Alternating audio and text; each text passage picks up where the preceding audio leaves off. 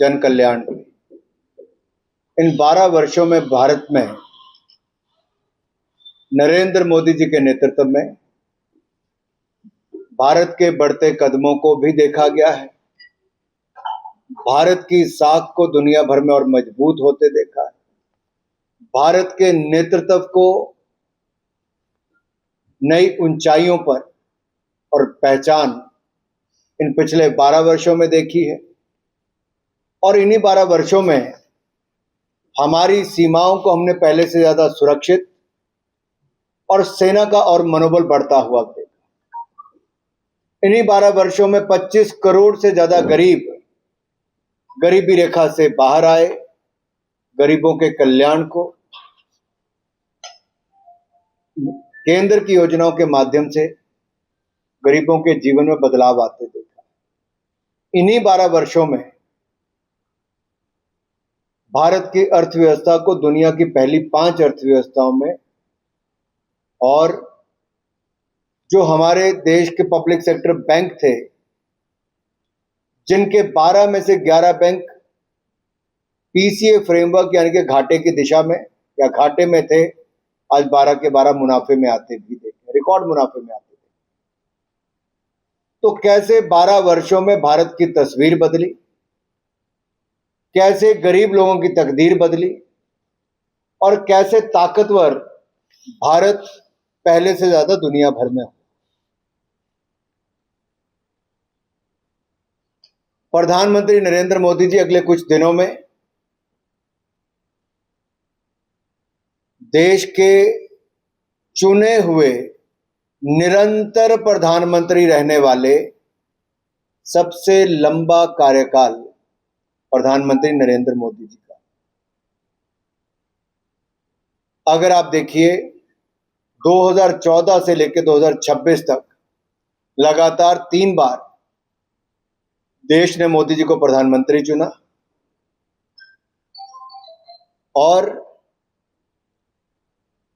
इससे पहले उनका कार्यकाल 2001 से लेकर 14 तक मुख्यमंत्री के रूप में भी गुजरात। तो संवैधानिक पद पर लगातार बने रहने वाले सीएम से लेकर पीएम तक तब तो 25 वर्ष की यात्रा हो जाती है, और पीएम के पद पर चुने हुए प्रधानमंत्री के रूप में सबसे लंबा कार्यकाल प्रधानमंत्री नरेंद्र मोदी जी का होगा। जिसे मंजूर कराकर मां चिंतपूर्णी से गंगा सागर की ट्रेन शुरू करा दी, गुरुमुखी एक्सप्रेस शुरू करा दी। 480 रुपए में जनरल की टिकट लेकर आप अंब इंदौरा से कलकत्ता पहुंचोगे, 480 रुपए में। और 800 रुपए में आप रिजर्वेशन करा के चले जाओगे जनरल कैटेगरी। मात्र 32 घंटों में सुपरफास्ट ट्रेन में आप वहां पहुंच जाओगे।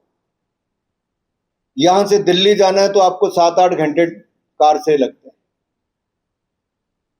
4.5-5 घंटे में हमारी ट्रेन वंदे भारत आपको वहां पहुंचाती। कब बना? इन्हीं 12 वर्षों में हमने अपने हिमाचल में बदलाव होते देखा।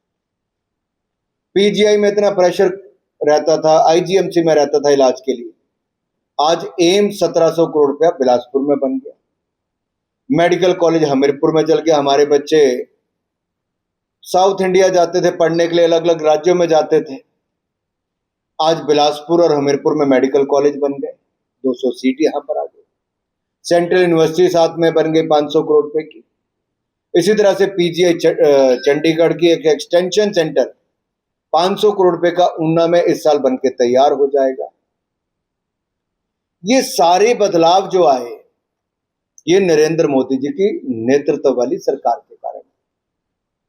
अब एक और बड़ा विषय जो आता है कि क्या फर्क यूपी और एनडीए में? फर्क इतना है कि यूपीए के 10 साल में घोटालों की एक लंबी लिस्ट है, जिसको आज का बच्चे भूल गए होंगे, क्योंकि 12 साल तो हमारी सरकार को हो गए। तो कॉमनवेल्थ गेम, 2G घोटाला, कोयला घोटाला, ये अगस्ता वेस्टलैंड घोटाला, देवास घोटाला, ये सारे घोटाले यूपीए की सरकार के समय। हमने घोटाला मुक्त सरकार दी। टैक्स डेवल्यूशन में क्या है और ग्रांट इन एड में क्या है, ये 2 बड़े हेड। और तीसरा शासकीय है,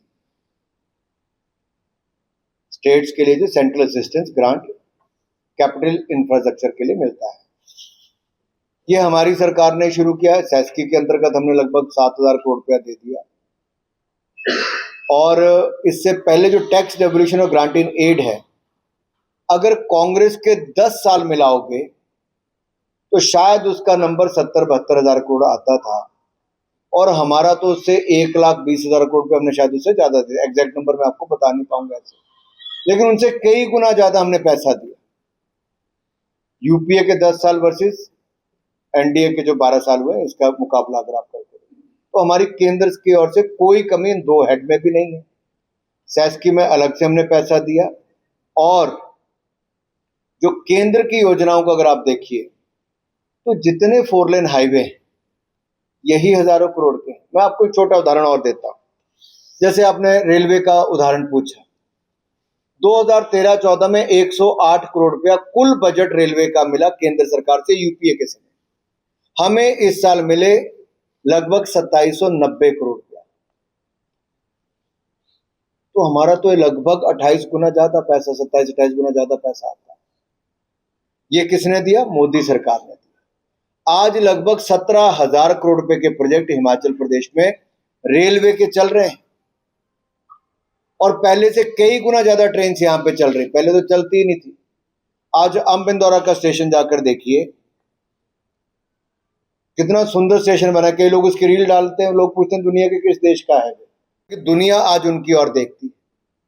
और यही हमारी सबसे बड़ी ताकत बनी है कि नरेंद्र मोदी जी आज दुनिया के सबसे लोकप्रिय नेताओं में गिने जाते हैं, लगातार रैंकिंग में नंबर 1 आए हैं।